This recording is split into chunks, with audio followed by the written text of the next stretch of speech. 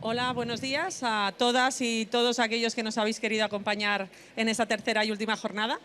Hoy vamos a hablar de infraestructura verde y de servicios ecosistémicos con Óscar Martínez Gaitán. Óscar es ingeniero técnico agrícola por la Universidad de Almería, es coordinador de gestión de infraestructura verde en la Universidad de Jaén y ponente en el máster de Jardines Históricos y Servicios Ecosistémicos de la Universidad Politécnica de Madrid. También es miembro de Ecosistemas Urbanos de la UICM, de la Unión Internacional por la Conservación de la Naturaleza, que es un organismo vinculado a la FAO. Y es también CEO de Árboles Mágicos, ¿no?, que es muy activo y bueno, podréis ver mucha información que nos aporta a través de su página web. Y ahora, sin más, os dejo con Óscar, que os gustará seguro su ponencia. Muchas gracias. Bueno, muchas gracias por estar aquí. Vamos a hablar de infraestructura verde y servicios ecosistémicos, obviamente. Y mi intención es que veamos la forma en que se estudian los servicios ecosistémicos que la infraestructura verde nos da a todos en nuestra ciudad y cómo se valora y se cuantifica. Hay una tendencia global ahora mismo, valorar de una forma económica. Hay algo que no es valorable, que es la naturaleza. La naturaleza no tiene precio. Pero también que es verdad que a nivel social, hoy en día, lo que no se valora parece que es gratis.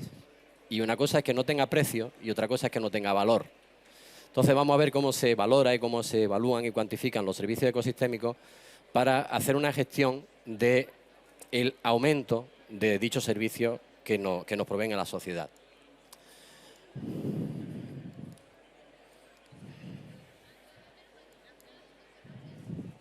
Ahora, bueno, hay unos conceptos que creo que son de todos conocidos porque ya hablamos mucho de esto en todos los foros, en prensa, son muy generales: capital natural, servicio del ecosistema, las soluciones para la naturaleza. Estos conceptos los pongo aquí porque partimos de esto. Es algo de lo que nos vamos a acostumbrar a oír hablar y a trabajar en ello en los próximos años de una forma intensísima y en todos los sectores. Son transversales a la sociedad y por eso son conceptos que vamos a tener que tener presente en nuestro día a día en cualquier labor que podamos hacer profesional. Con respecto a la infraestructura verde, la Unión Europea hizo una comunicación a los Estados miembros obligando a desarrollar una estrategia de infraestructura verde. En España se desarrolló con el nombre de Estrategia Nacional para la Infraestructura Verde y la Conectividad y Restauración Ecológica. Salió publicada en julio del año pasado, de 2021, y dio a las comunidades autónomas 3 años para desarrollar y poner en valor, lanzar su propia infraestructura. Ahora mismo estamos en ese proceso. Voy a empezar muy breve con esto porque, bueno, al fin y al cabo es legislación, pero sí que me interesa que damos el punto de partida, que es el diagnóstico de la situación actual. No podemos saber lo que vamos a hacer si no sabemos lo que tenemos. Entonces tenemos que partir de qué hay y cómo mejorarlo. Para eso hay una serie de herramientas a nivel mundial que tratan de poner en valor todos los servicios ecosistémicos. De una forma o de otra, todas ellas trabajan parecido, pero unas se centran más en servicios sociales, otros más medioambientales, forestales incluso, muchas de ellas muy vinculadas a sistemas GIS. Pero nosotros, en los proyectos que venimos haciendo y lo que creemos que a nivel urbano tiene más interés a fecha de hoy, es la herramienta AETRI, que lo que hace es medir los servicios del arbolado urbano en nuestras ciudades.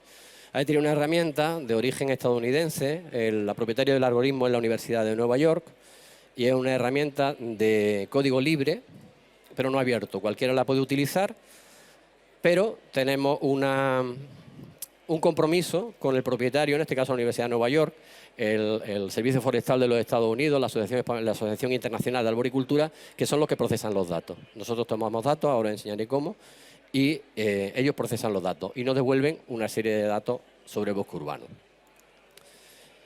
Principalmente la suite tiene 2 herramientas que son las que son más fundamentales y sobre todo las que están extrapoladas a nivel mundial, porque luego tiene otra herramienta muy específica, muy concreta y muy centrada en ámbito local en Estados Unidos.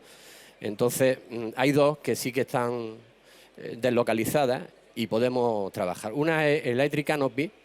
Electric Canopy lo que nos va a llevar es a conocer de una forma muy por encima, no hace una foto fija de cómo es el bosque urbano en nuestra ciudad, de la calidad, de la cantidad, y lo hace mediante un método que se llama el método de Monte Carlo. Esto es un método matemático que voy a explicar brevemente, porque el método de Monte Carlo lo que hace es lanzar una serie de puntos sobre una superficie conocida.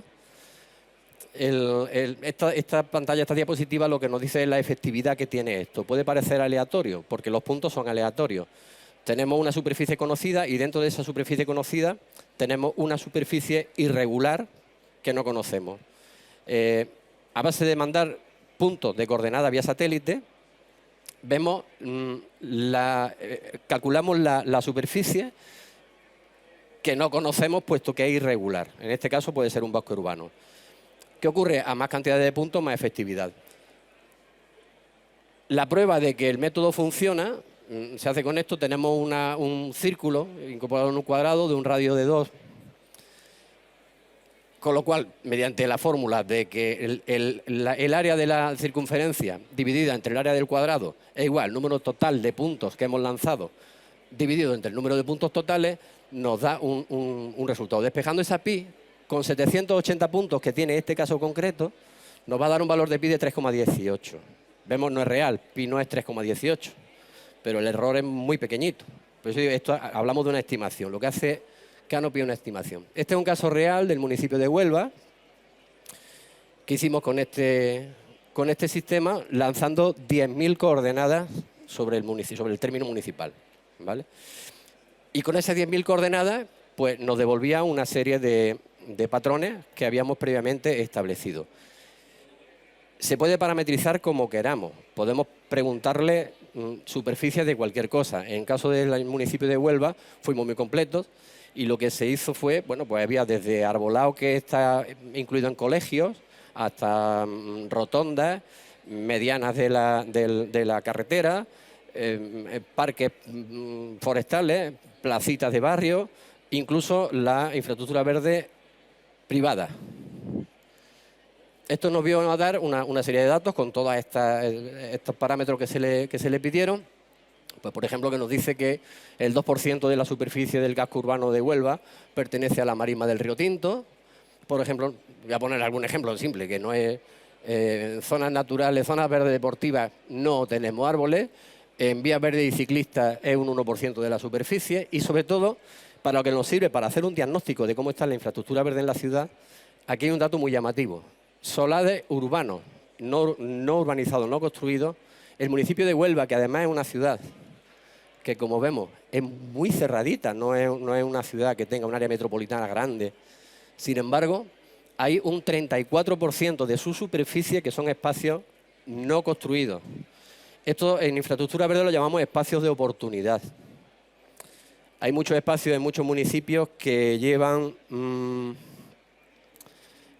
años, desde aquel boom que paró, años sin construir, y sabemos todos que van a pasar otros muchísimos años sin construir. Esos espacios, tenerlos perdidos cuando tenemos la necesidad de ampliar la infraestructura verde, tenemos necesidad de limpiar nuestro aire, tenemos necesidad de absorber carbono, pues parece un poco absurdo. Lo que nos dice esto es simplemente, bueno, pues nos da una idea, una foto fija de qué tenemos y nos plantea una posibilidad de crecimiento de la infraestructura verde. Esto es otro dato sacado del mismo estudio que dice los metros de cobertura arbórea de titularidad pública, que nos dice que hay 7,62 por habitante. Cuando a esto le sumábamos la infraestructura verde privada, no íbamos a más de 10 metros por habitante. Quiero decir, hablamos mucho de lo público, pero no nos olvidemos que los árboles que producen oxígeno da igual que sean públicos o que sean privados. Y el polvo que va a retener un árbol da igual que sea público o que sea privado. Los beneficios ecosistémicos, todos nos beneficiamos de ellos, sean públicos o privados. Entonces es interesante también. Y bueno, esto nos da una estimación muy estimada sobre secuestro de carbono, secuestro de carbono incluido en los árboles, que vemos que teníamos, bueno, pues el municipio de Huelva tiene un carbono de 45.122 toneladas de carbono equivalente absorbido en su infraestructura verde. Su infraestructura verde retiene 161 kilos de monóxido de carbono al año. No lo voy a decir todo, aquí están. Por ejemplo, partículas mayores de 2,5 micras retiene 2.900 kilos. 2.900 kilos de polvo es mucho polvo retenido. Esto es otro ejemplo, que voy a pasar muy rapidito porque además fue un ejemplo muy básico. Ese es el término municipal de Málaga.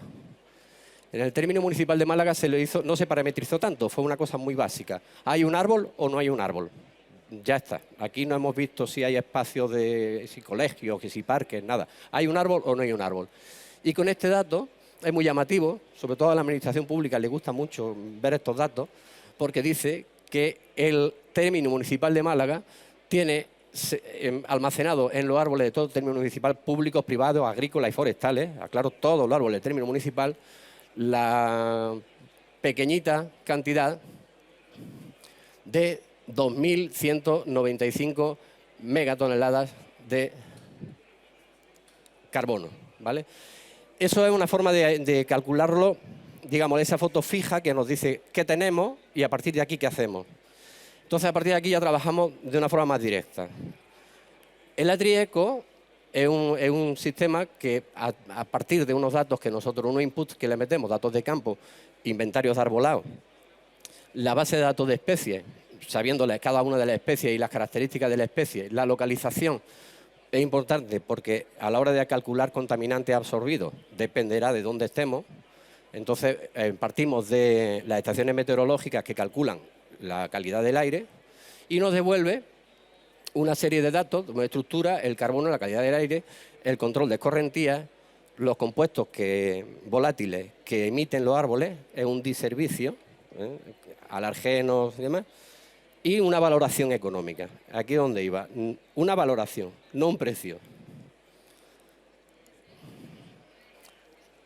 Esto se gestiona, bueno, se parametrizan los datos que queremos tomar en el inventario o los datos de un inventario que ya tengamos en una determinada ciudad.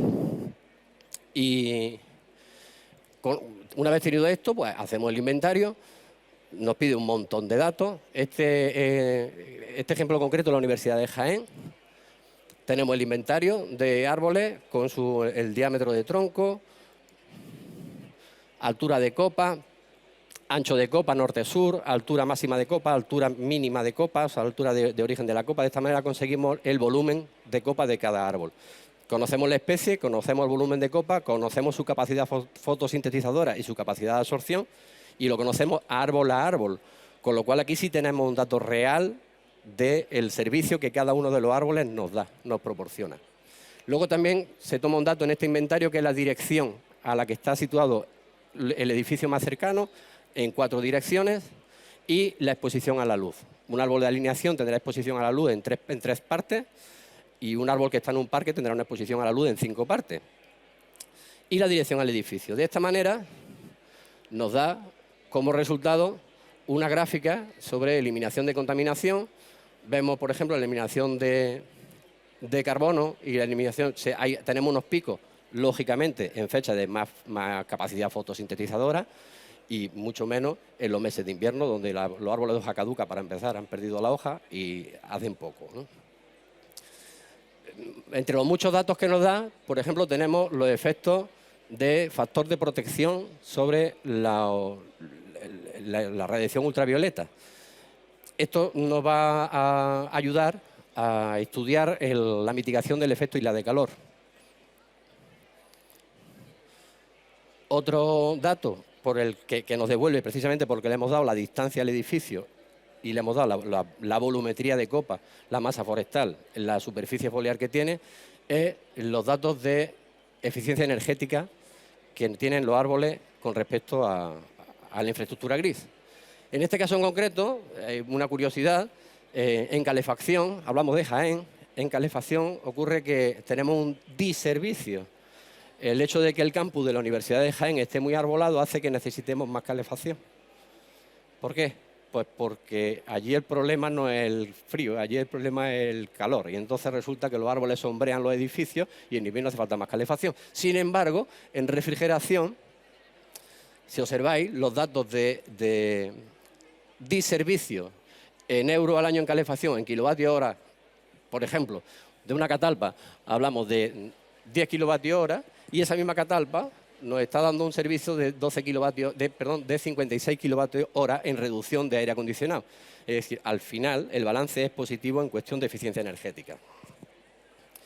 Y esto es el dato más genérico del estudio que se hizo en la Universidad de Jaén. El número de árboles que se estudiaron, 1.155, la cobertura arbórea, las especies, porcentaje de árboles menores de 15 centímetros. Eso es importante porque a la hora de hacer una progresión de a dónde vamos, cuanto más pequeñitos sean los árboles que tenemos, hablamos de un campus que tiene 25 años, entonces los árboles no son árboles excesivamente viejos. A más jóvenes los árboles, a más pequeños los árboles, mayor proyección hay a futuro en el desarrollo de sus beneficios. La producción de oxígeno total, el escurrimiento evitado, el ahorro de energía de los edificios, el carbono evitado y los valores de sustitución. Valores de sustitución es el valor que nos costaría. Si perdiéramos toda esa infraestructura verde, ¿qué haríamos para reponerla? En este caso serían unos 712.000 euros. Insisto que es muy pequeñito. Todo esto viene reflejándose en un sistema GIS, en el cual cada árbol está con sus datos particulares. Sabemos de cada árbol, la eficiencia energética de cada árbol, la emisión de oxígeno, la reducción de carbono, la reducción de polvo en suspensión de cada árbol uno a uno. Es decir, nos da la capacidad de gestión de decir, podemos prescindir de un árbol en beneficio de otro, dependiendo del interés que tengamos en aumentar los servicios ecosistémicos.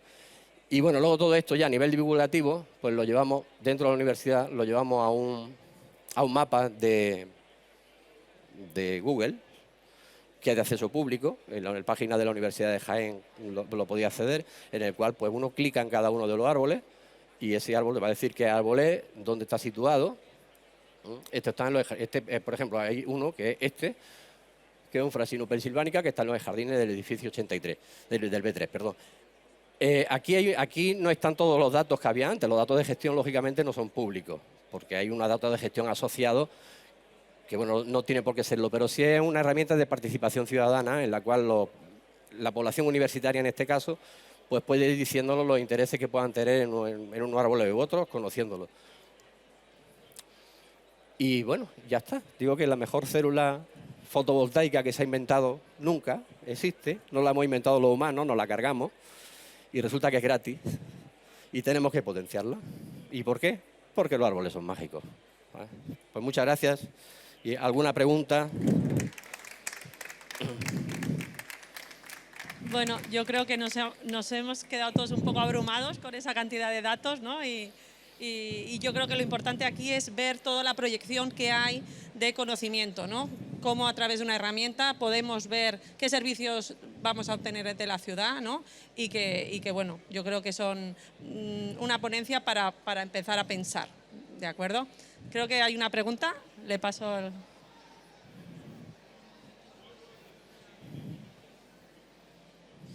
Hola, Óscar, buenos días. Bueno, muchas gracias por la ponencia, que es muy interesante. Has hablado de infraestructura verde, ¿no? De este sistema de gestión. En Surigué llevamos infraestructura verde y tenemos otros servicios, como son infraestructura urbana, relacionados con mantenimiento de edificios, mantenimiento de vía pública. ¿Tienes alguna idea, tú que conoces este sistema, de qué escalabilidad tiene esto? Si se podía aplicar en otros tipos de servicios. Gracias. Sí, claro, la herramienta es totalmente escalable.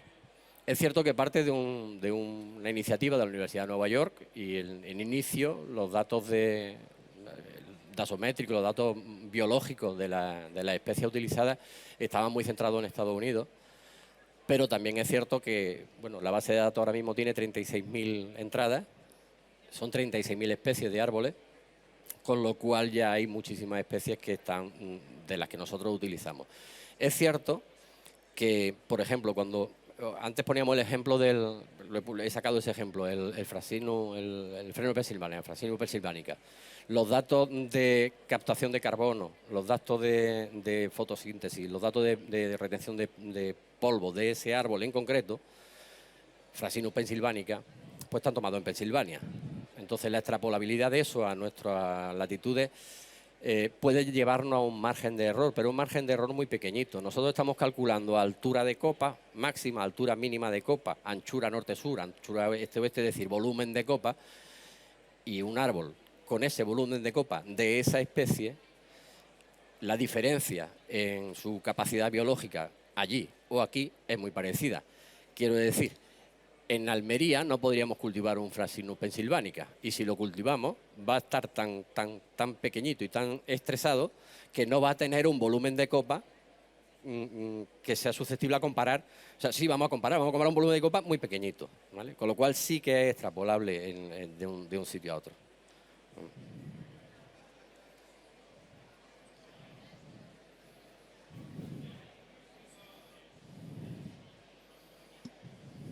Bueno, si no hay ninguna más pregunta, pues nos despedimos de Óscar, dándole las gracias por haber venido desde Linares a explicarnos este proyecto. Nada más, muchas gracias por oírnos. Muchas gracias.